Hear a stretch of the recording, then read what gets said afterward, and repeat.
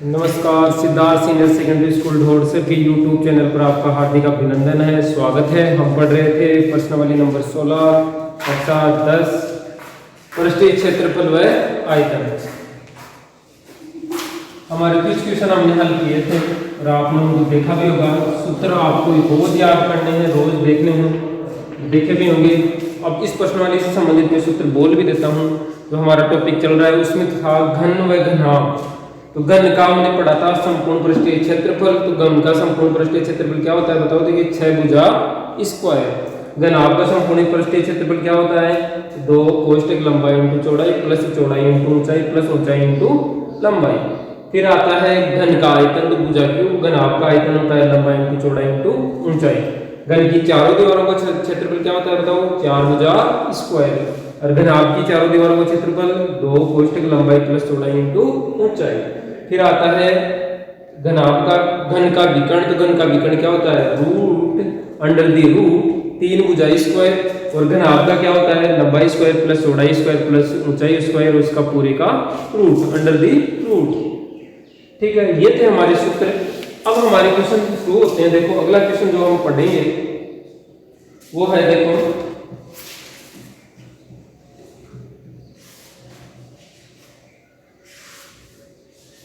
कुछ क्वेश्चन हमने पढ़े भी थे, कल हमने पढ़ लिए थे, पूरे 3 क्वेश्चन पढ़ लिए थे। चौथा क्वेश्चन देखिए ऐसे है, एक घन का प्रत्येक पृष्ठ 100 वर्ग सेमी है। एक घन का प्रत्येक पृष्ठ कितना है, एक घन का प्रत्येक पृष्ठ, एक घन का प्रत्येक पृष्ठ 100 वर्ग सेमी है।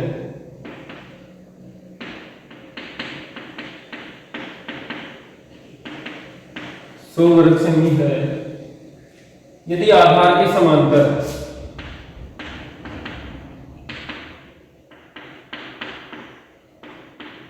आधार के समानांतर आधार के समांतर समतल द्वारा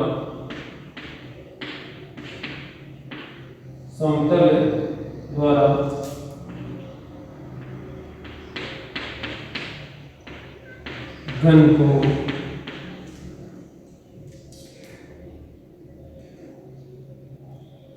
काटकर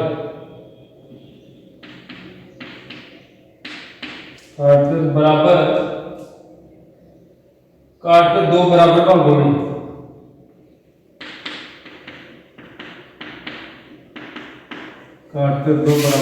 में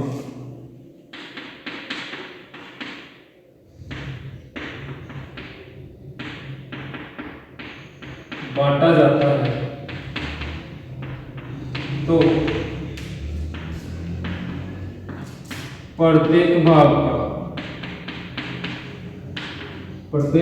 का पृष्ठीय क्षेत्रफल ज्ञात कीजिए।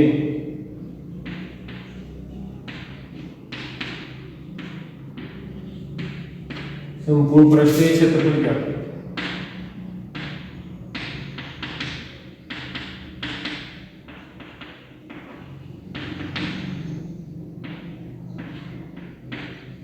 बहुत ही आसान से क्वेश्चन और समझने वाला क्वेश्चन है। इसे देखिए यहाँ, एक घन का प्रत्येक पृष्ठ 100 वर्ग सेमी। घन का प्रत्येक पृष्ठ क्या लिखेगा, घन का प्रत्येक पृष्ठ। हम जानते हैं घन का प्रत्येक पृष्ठ क्या होता है बताओ देखिए वर्ग, यानी कि वर्ग का क्षेत्रफल 100 वर्ग सेमी। यदि आधार के समांतर समतल द्वारा घन को काटकर 2 बराबर भागों में बांटा जाता है तो प्रत्येक भाग का संपूर्ण पृष्ठीय क्षेत्रफल ज्ञात कीजिए। अब एक बात होता है, घन में हम जानते हैं कि लंबाई चौड़ाई ऊंचाई क्या होती है समान। तो घन का एक पृष्ठ दिया है, उसके क्षेत्रफल से हम निकालेंगे घन की एक भुजा निकालेंगे पहले।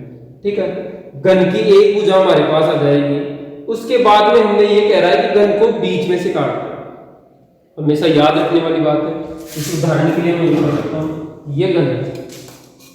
ठीक है, ये घन है। अब घन को काटेगा, इसे काट दिया यहाँ से, ये मान लीजिए ये कट गया। तो घन कटा है तो इसमें किसमें परिवर्तन हो रहा है, मात्र किसमें हो रहा है, ऊंचाई के अंदर परिवर्तन हो रहा है। कई बार ऐसे कहता है लंबवत काट देता है इसे यहाँ से, समानांतर क्षैतिज रूप से, तो भी वही बात है, चौड़ाई में परिवर्तन हो रहा है।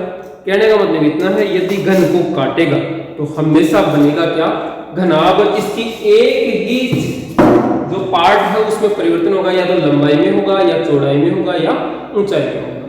ठीक है, तो सबसे पहले हम निकालते हैं घन के पृष्ठ का क्षेत्रफल का सूत्र लगाते हैं। जो चीज आपको गणित में दे रखी है उसी सिचुएशन में हल होगा, तो 100 वर्ग से। ठीक है, अब घन के पृष्ठ का क्षेत्रफल होता है क्या, भुजा स्क्वायर बराबर 100 वर्ग से। तो अब भुजा क्या होगी इसकी, भुजा, तो भुजा कितनी हो जाएगी, इसका स्क्वायर हटाएंगे तो 100 के ऊपर क्या लग जाएगा, अंडर दी रूट। तो इसकी भुजा आ गई बराबर 10 सेमी, यानी इस घन की भुजा हो गई कितनी, 10 सेमी। ठीक है, अब आगे देखो, अब इसको ये कह रहा है यदि आधार के बराबर भागों में बांटा जाता है प्रत्येक भाग, तो आधार से काटने पर बनने वाली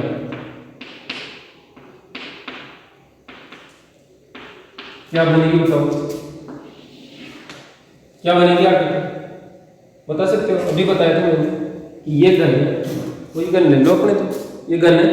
अब इसको बीच में से काटा तो इसमें परिवर्तन हो रहा है कि ऊंचाई में, लंबाई चौड़ाई वही रहेगी।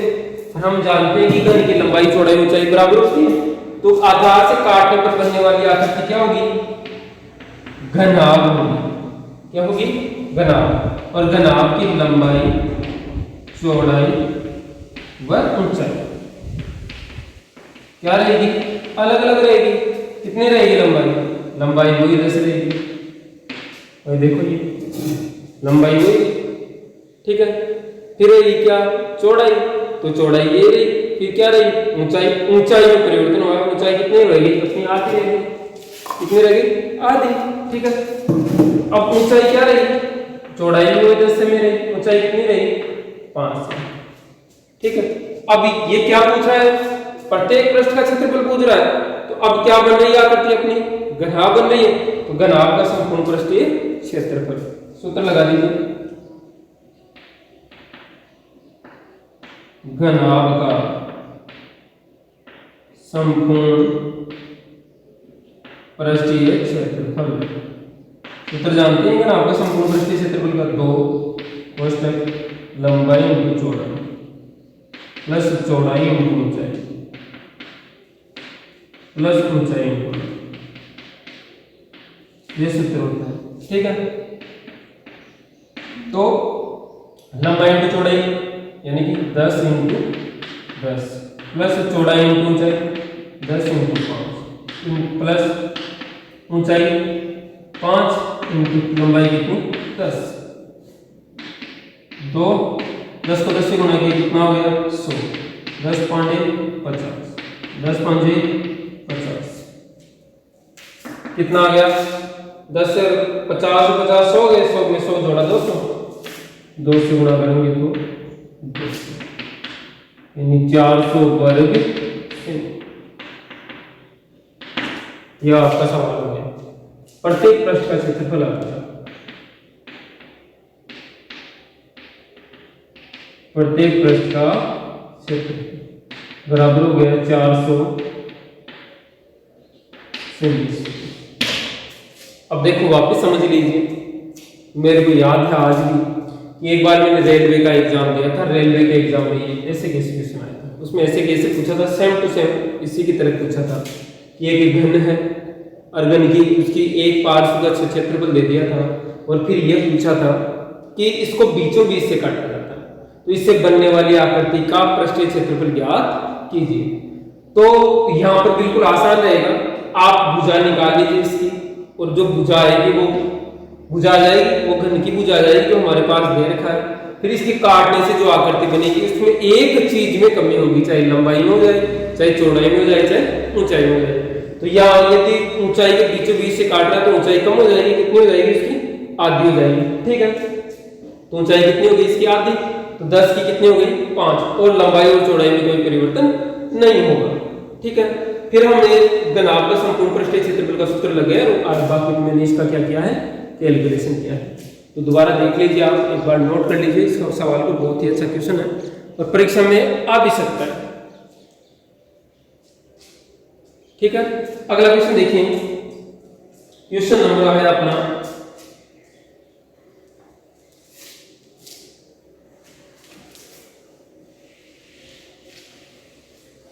तो अब याद रहेगा कि रहेगा, यदि घन को बीच में से काटते हैं तो क्या बनेगी आकृति, घनाभ बनेगी और उसकी लंबाई चौड़ाई या ऊंचाई में से केवल एक में ही परिवर्तन होगा यदि बीचों बीच से काटता है। यदि लंबवत काटता है तो लंबाई में हो जाएगा परिवर्तन, यदि ऊंचाई के समक्ष काटता है तो ऊंचाई में परिवर्तन हो जाएगा, ऊंचाई आधी हो जाएगी। ठीक है, आगे देखते हैं भैया, बगैर ढक्कन का एक बक्स, क्वेश्चन नंबर 5, बगैर ढक्कन का एक बक्सा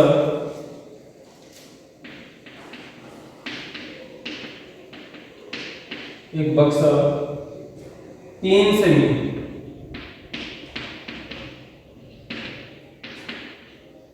मोटी लकड़ी का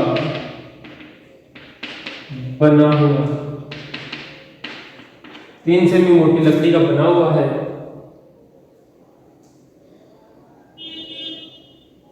इसकी बाहरी लंबाई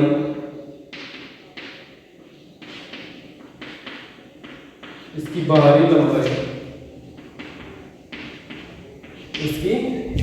लंबाई 146 सेमी, बाहरी चौड़ाई 116 सेमी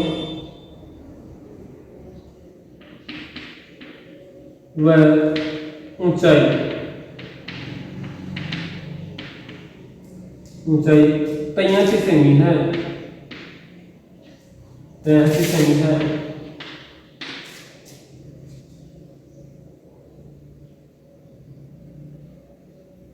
इसके अंदर की ओर पेंट कराने का, इसके अंदर की ओर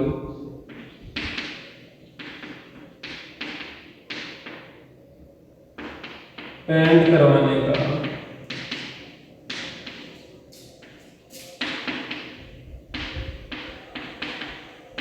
खर्च क्या,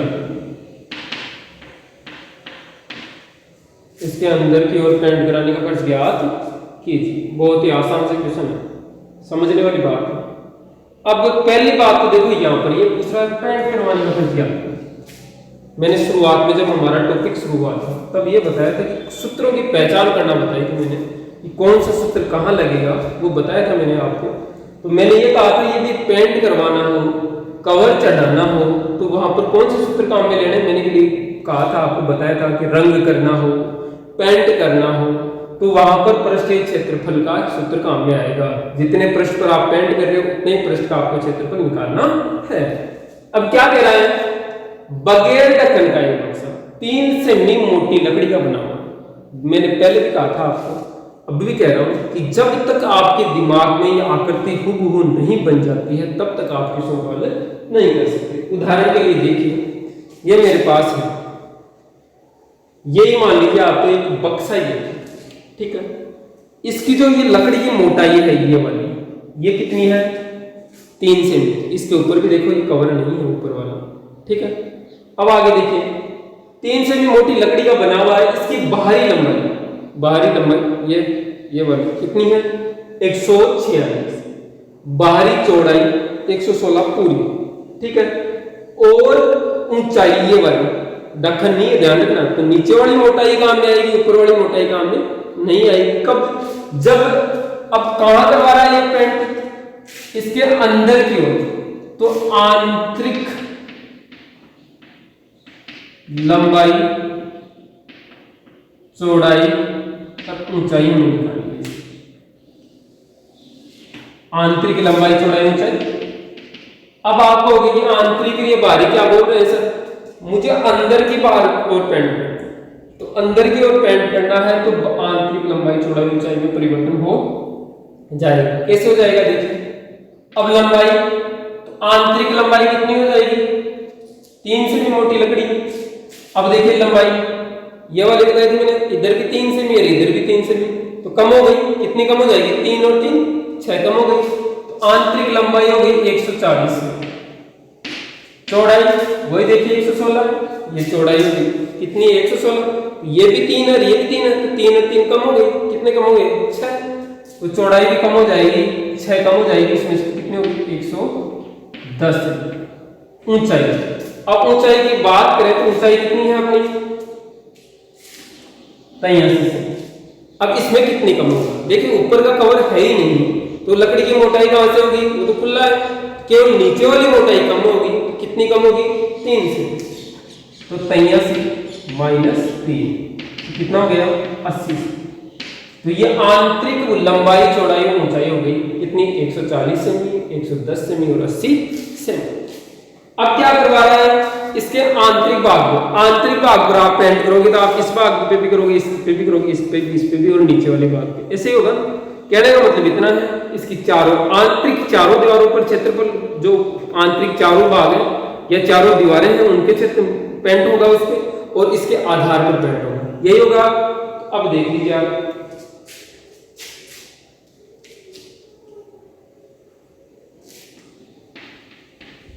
पेंट करने योग्य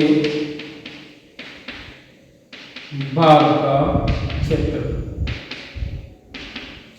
तो का क्या लगेगा सूत्र, एक तो लग जाएगा चारों दीवारों का क्षेत्रफल प्लस आधार का,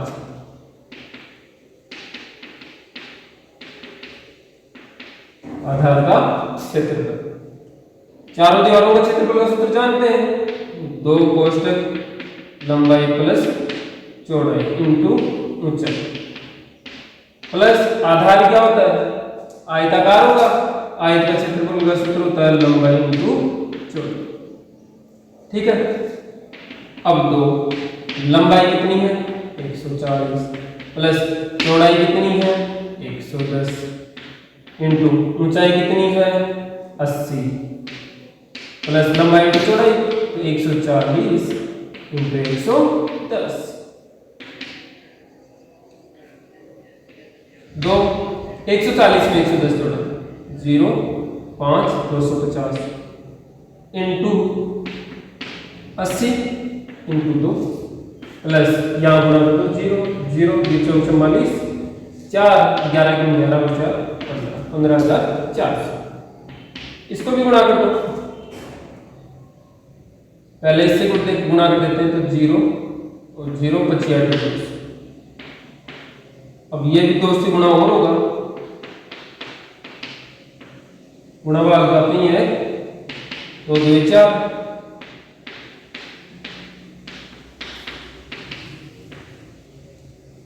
जोड़ दीजिए,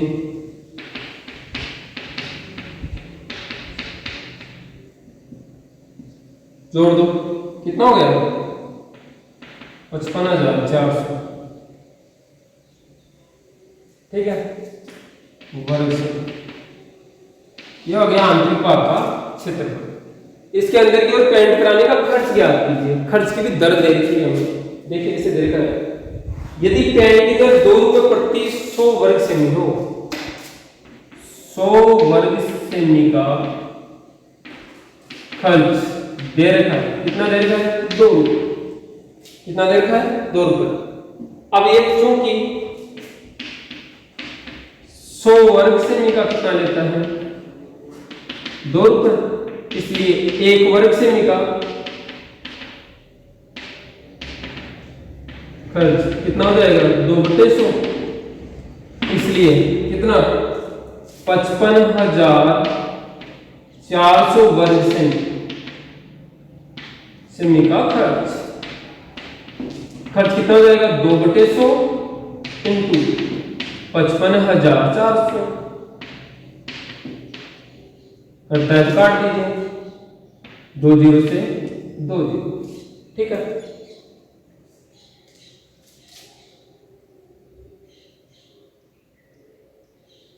ठीक है, अब देख लीजिए गुणा कर दीजिए 8 5 2 10 और 5 2 10 और 11, 1108 रुपये इसका खर्चा जाएगा।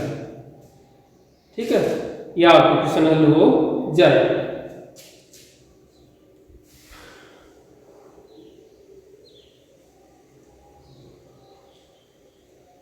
यदि यहां पर 1000 वर्ग से मिल गया था, ये मान लो सपोज यहां पर यह 1000 आ जाता, ठीक है, तो यहां पर भी कितना हो जाता 1000। अब 2 0 से 2 0 कट जाती, 1 0 का भाग और लग जाता 10 का, 110.80 हो जाता। वो तो जितनी दर होगी उसी के अकॉर्डिंग हम क्वेश्चन को हल कर लेंगे। अब समझने वाली बात देखिए, वापस आंतरिक की बात करा था, हमारे दिमाग को यहाँ चेक करा था, तो आंतरिक विमाएं हमने निकाली इसकी 140 110 और 80। फिर ये कह रहा था कि इसके आंतरिक भाग पर पेंट करना है, तो आंतरिक भाग पर हम पेंट करेंगे तो हमें ध्यान है इसकी छत इसमें शामिल नहीं है, भाई ऊपर छत है ही नहीं, तो उस पर पेंट कहां से होगा। इसलिए मैंने क्या लगाया, चारों दीवारों का क्षेत्रफल प्लस आधार का क्षेत्रफल। अब चारों दीवारों के क्षेत्रफल का सूत्र होता है 2 कोष्ठक लंबाई प्लस चौड़ाई इंटू ऊंचाई, प्लस आधार कैसा होता है आयताकार, और आयत का क्षेत्रफल का सूत्र होता है लंबाई इंटू चौड़ाई। अब मैंने केवल ये मान रखे और उनको हल किया है और हमारा क्वेश्चन हल हो गया है। अगला क्वेश्चन देखिए, क्वेश्चन नंबर 5 हमारा हो चुका है। क्वेश्चन नंबर अब 6, क्वेश्चन नंबर 6 देखिए आपका ऐसे है। क्वेश्चन नंबर 6,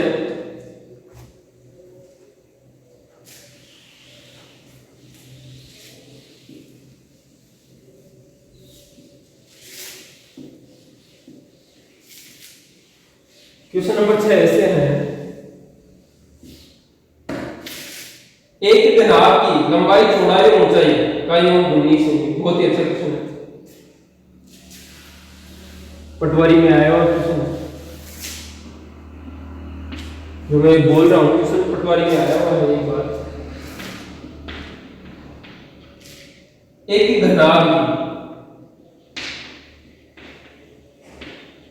एक घनाभ की लंबाई चौड़ाई व ऊंचाई,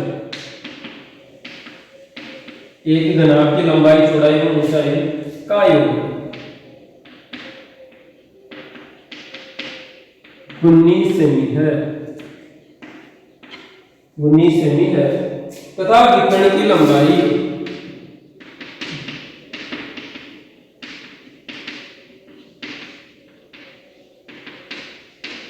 विकर्ण की लंबाई 11 सेमी है, 11 सेमी है। घनाभ का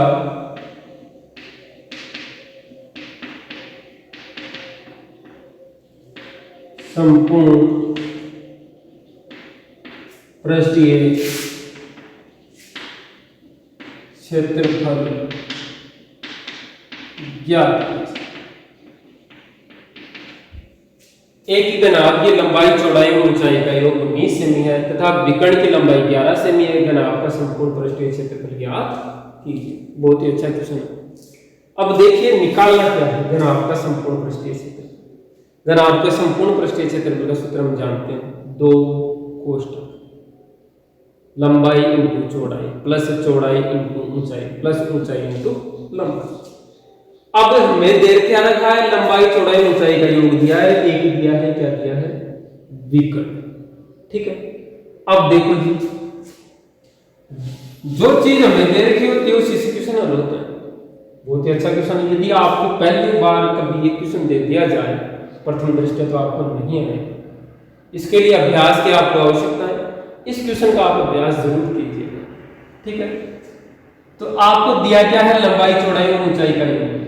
तो मैं इसे लिख सकता हूं, लंबाई प्लस चौड़ाई प्लस ऊंचाई बराबर क्या है, 19। इन तीनों का योग कितना दे रखा है, 19 दे रखा है। अब देखिए, और साथ में आपको दिया है विकर्ण की, विकर्ण दिया बराबर 19, सॉरी 11। ठीक है, अब कैसे निकालेंगे आप? लंबाई चौड़ाई ऊंचाई बराबर कितना दिया? 19। मैं ऐसे लिख सकता हूँ, दोनों पक्षों का वर्ग कर दूं। कोई दिक्कत है क्या? कर सकते हो दोनों पक्षों का वर्ग। भाई दोनों पलड़े तुल रहे हैं, दोनों पक्षों का वर्ग कर रहा हूं तो कोई दिक्कत नहीं है। 19 का वर्ग जानते हो आप कितना होता है? 20 का 400, इसका 320 है। करके देख लीजिए, नहीं आता है तो 19 9 9 21 हासिल 8 9 एकम 9 8 7 9 और 1 1 2 7 16 1 1 2 2 1 3 आ गया। अब आगे देखिए, लंबाई इंटू चौड़ाई इंटू ऊंचाई का स्क्वायर। अब आपके पास एक सूत्र था ना, आपको याद हो क्या सूत्र था? ऐसे था, a plus B plus C का होल स्क्वायर बराबर था a square plus B square plus C square plus 2ab plus 2bc plus 2c। ये सूत्र था। ये सूत्र मैं यहां काम में लेता हूं। लंबाई स्क्वायर प्लस चौड़ाई प्लस ऊंचाई का होल स्क्वायर, तो a plus B plus C. a का मतलब यहाँ हो गई लंबाई, b का मतलब हो गई चौड़ाई, c का मतलब हो गई ऊंचाई। ठीक है, तो हमारे पास ऐसे निकल के आ जाता है क्या? इसको मैं खोलूंगा तो ऐसे होगा, लंबाई स्क्वायर प्लस चौड़ाई स्क्वायर प्लस ऊंचाई स्क्वायर प्लस 2 लंबाई इंटू चौड़ाई। बी और सी है, पहले ए बी है, 2ab, ए और बी का मतलब हो गया, ए का मतलब लंबाई, इसका मतलब क्या है? चौड़ाई प्लस 2 चौड़ाई इंटू ऊंचाई प्लस 2 ऊंचाई इंटू लंबाई बराबर 361। सूत्र ये काम में ले लिया मैंने, या ऐसे लिख सकते हो आप, यहां लगा दीजिए सूत्र।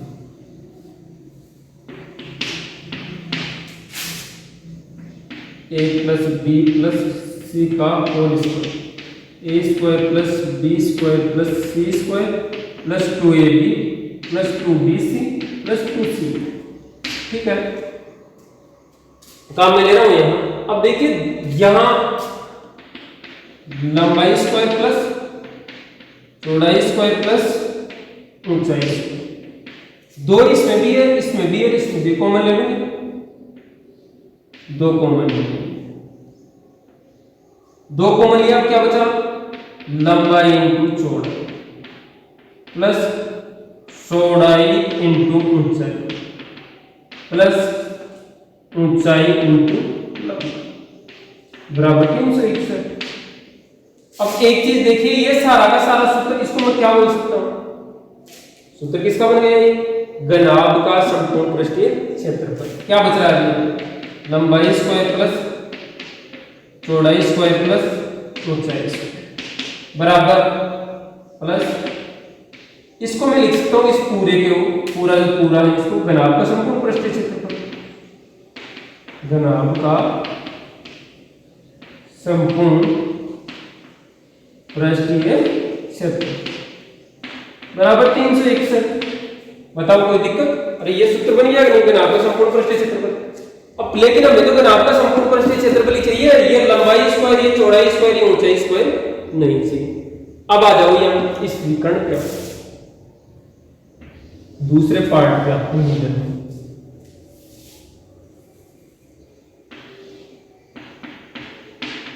अब यहां ऐसे था विकर्ण, कितना दे रखा है? 11। यही है। अब आपको पता है कि विकर्ण निकालने का मैंने सूत्र बताया था, जो चीज आपको दे रखी है उसके अकॉर्डिंग क्वेश्चन सॉल्व कीजिए, कोई ज्यादा बाहर जाने की आवश्यकता नहीं है। विकर्ण निकालने का सूत्र था, घनाभ का विकर्ण का सूत्र ऐसे बताया था,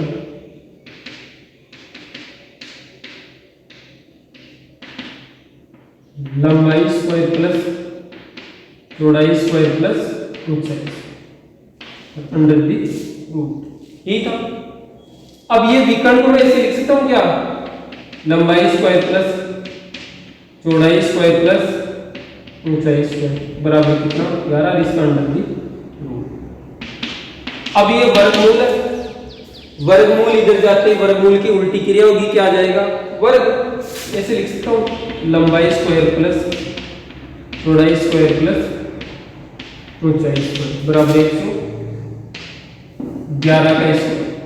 11 का स्क्वायर कितना होता है 121। अब यहां से मान लूंगा कि लंबाई स्क्वायर प्लस चौड़ाई स्क्वायर प्लस ऊंचाई स्क्वायर, इसका मान मैंने ले लिया यहां से। इसका मान कितना रहा 121। ये मान मैं इसमें क्लिक करता हूं, लंबाई चौड़ाई और ऊंचाई की जगह क्या रख सकता हूं, इसको मान लीजिए मैं समीकरण नंबर 1 नाम दे, समीकरण 1 से मान लेंगे। समीकरण 1 से मान लेंगे, समीकरण 1 से मान लूंगा तो मेरे पास ऐसे आ जाएगा लंबाई चौड़ाई और ऊंचाई, इसकी जगह क्या लिख सकता हूं मैं 121 लिख सकता हूं। 121 प्लस घनाभ का संपूर्ण पृष्ठीय क्षेत्र बराबर 361। तो घनाभ का संपूर्ण पृष्ठीय क्षेत्रफल क्या हो गया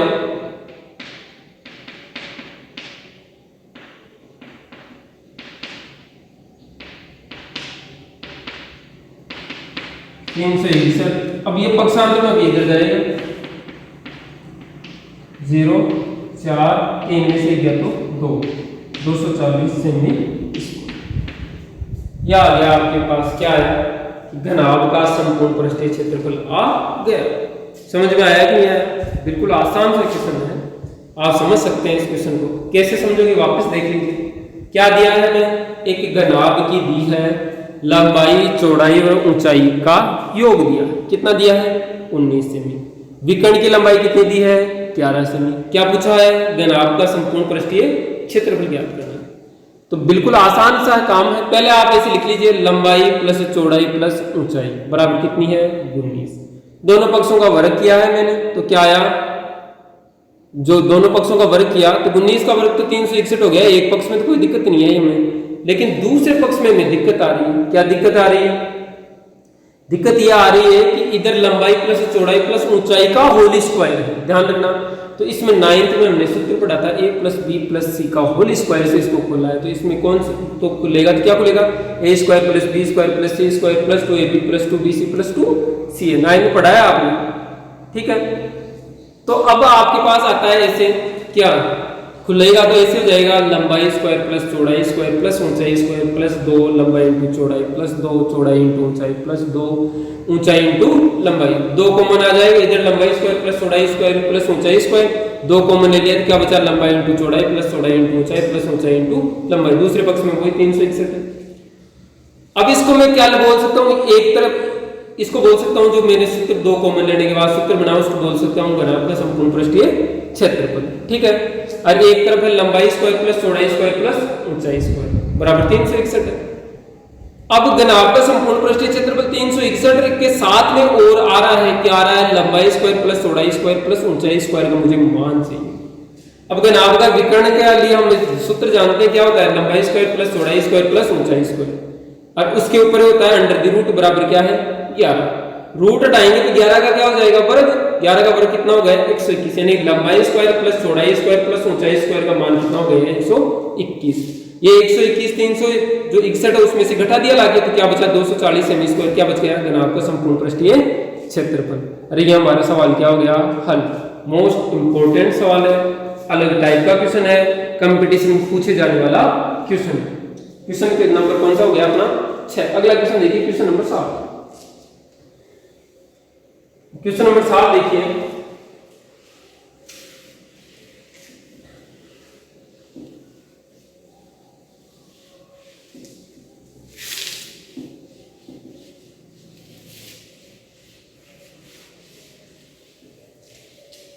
क्वेश्चन नंबर 7 ऐसे अपना 6 मीटर भुजा के वर्गाकार प्रस्थ के कमरे में 180 घन मीटर हवा है, कमरे की ऊंचाई क्या। बहुत कैसे दिमाग से निकाल रहे हैं। क्वेश्चन नंबर 7 6 मीटर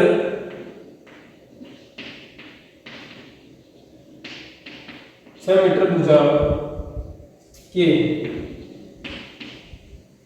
वर्गाकार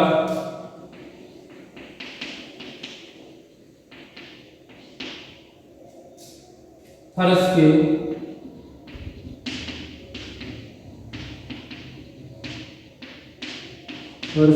के कमरे में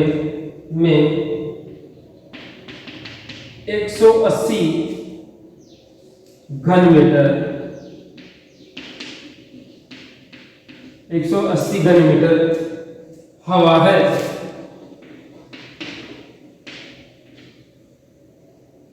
कमरे की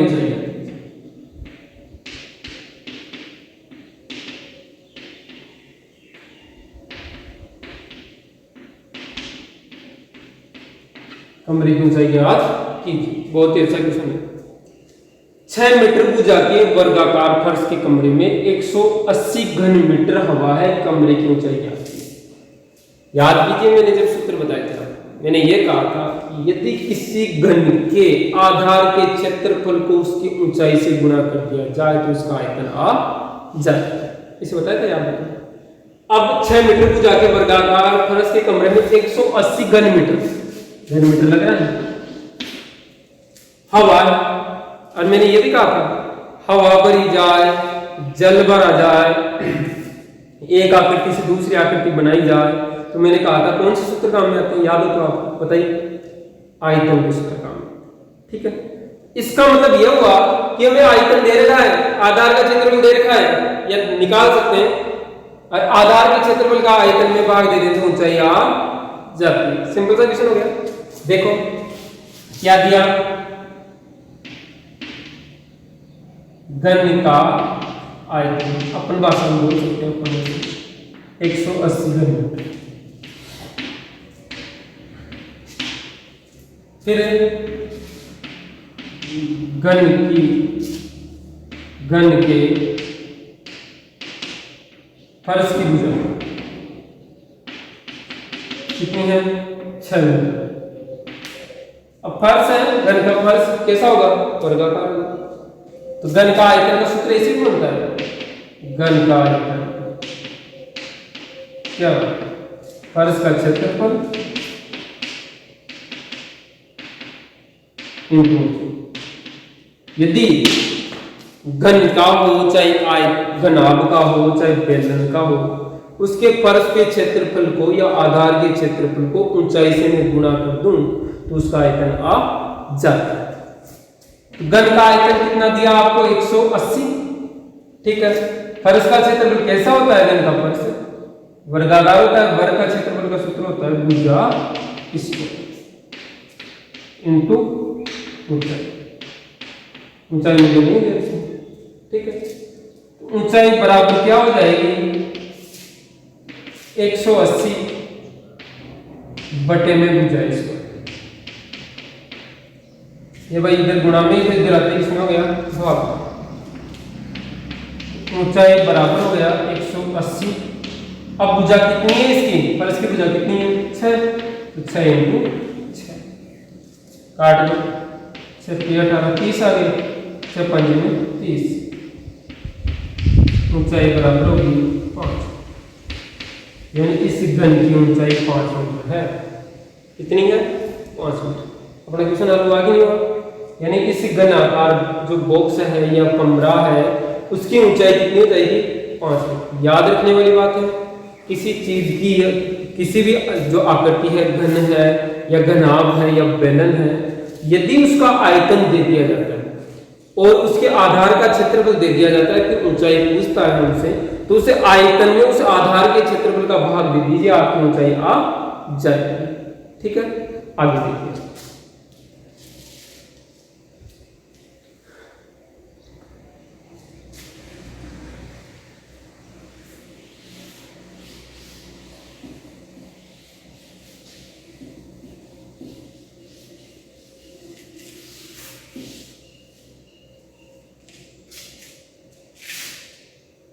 प्रश्न नंबर 9।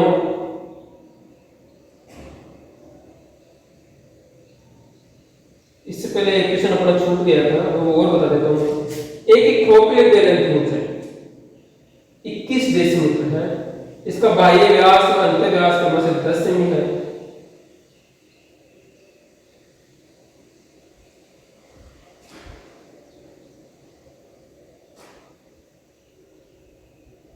एक खोखले बेलन की ऊंचाई 21 सेंटीमीटर है। इकाई है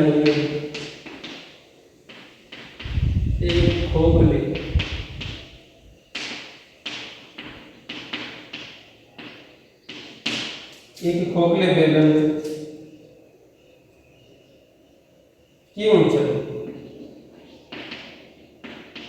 ऊंचाई 21 डेसीमीटर है।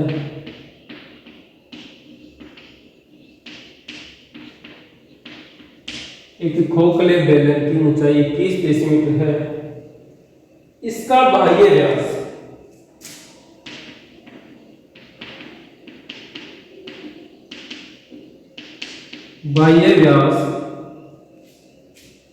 तथा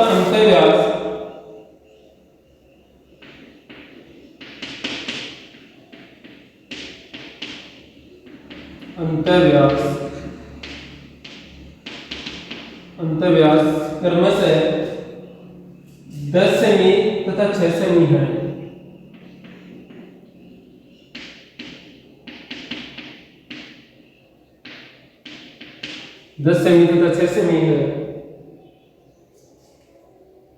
बेलन का आयतन ज्ञात कीजिए।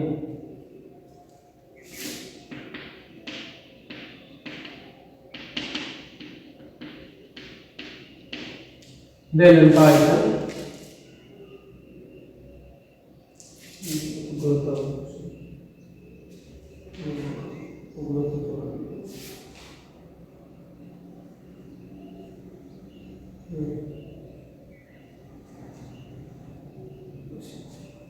माफी चाहता हूँ, गलत सवाल उतार लिया, अपने बेलन का सवाल उतार लिया। इससे पहले इसकी सवाल देख लीजिए एक बार आपके।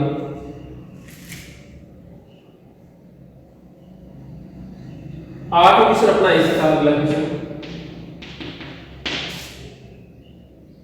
44 मीटर लंबी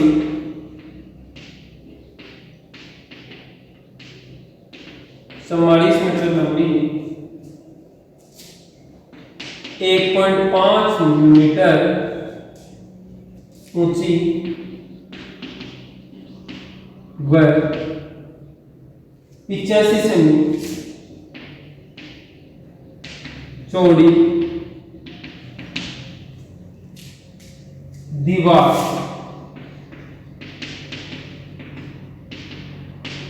बनाने के लिए 5 semi into 10 semi into 17 semi माप की कितनी ईंटों की आवश्यकता होती है?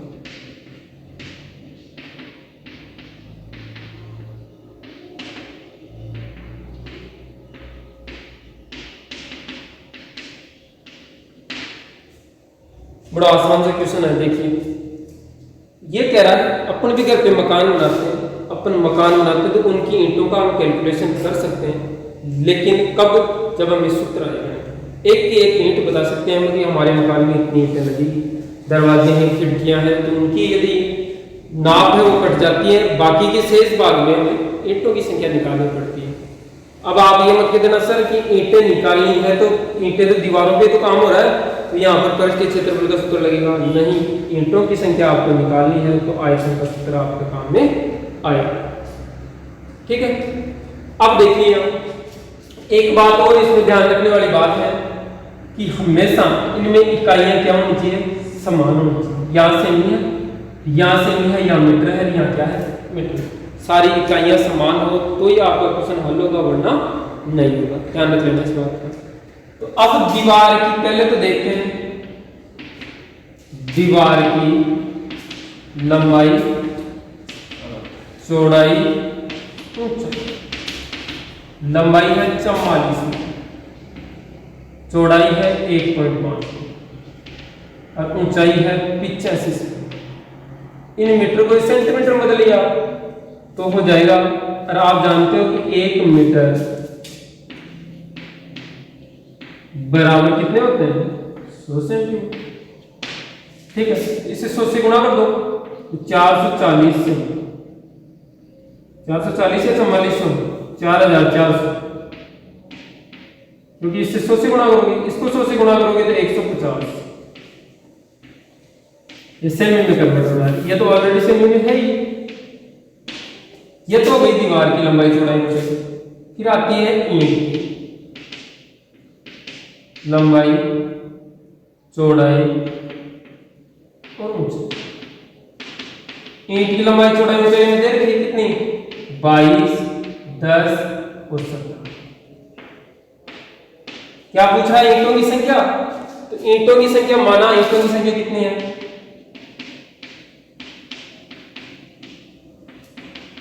एक ऐसा क्वेश्चन अगला और भी हाँ था। ईंटों की संख्या क्या है n। तो अब ऐसे होगा कि ईंटों का आयतन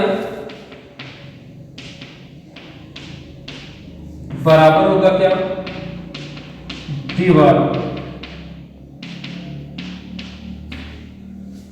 कुल ईंटों का आयतन बराबर क्या होगा दीवार का आयतन। अब ईंटों का आयतन के लिए लिख सकते हैं n इंटू एक ईंट का आयतन,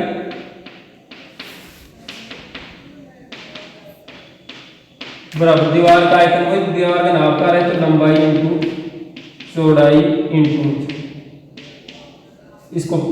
इसको फर्स्ट इसको सेकंड नाम देंगे, इसको फर्स्ट और इसको दे दीजिए n इंटू ईंट का आयतन, तो ईंट के आयतन को नाम दे देना सेकंड। ठीक है, n इस संख्या को ऐसे लिख देता हूँ, यहाँ ये गुणा में ही इधर आके भाग में जाएगा, तो लंबाई फर्स्ट इंटू चौड़ाई फर्स्ट इंटू ऊंचाई फर्स्ट बटे में लंबाई सेकंड इंटू चौड़ाई सेकंड इंटू ऊंचाई। ठीक है, ईंटों की संख्या आ जाएगी। अब केवल इसमें भाग देना है आपको। लंबाई कितनी है 4400 इंटू चौड़ाई कितनी है 150 इंटू ऊंचाई कितनी है 85 बटे में लंबाई कितनी है 22 इंटू चौड़ाई कितनी है 10 इंटू ऊंचाई कितनी है 17। कटता है तो काट दीजिए, 22 200 15 17.75 15.75 को 2 से गुणा किया 150, 2 जीरो और लगा दीजिए। ईंटों की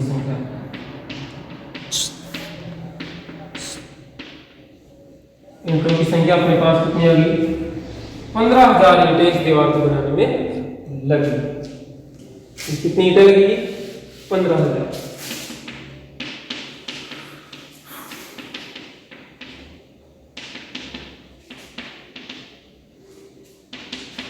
दोबारा देख लीजिए, ऐसे क्वेश्चन जब आते हैं आपको क्या करना है, दीवार के आयतन में एक ईंट के आयतन का भाग दे दीजिए, आपके पास ईंटों की संख्या आ जाएगी। ध्यान रखने वाली बात यह है कि यहाँ पर ये जो इकाइयां हैं वो समान होनी चाहिए, एक इकाई में होनी चाहिए। ठीक है, तो ये ध्यान रखने वाली क्या थी हमारी बात। आज की क्लास इतनी ही। जय हिंद, जय सिद्धार्थ, नमस्कार।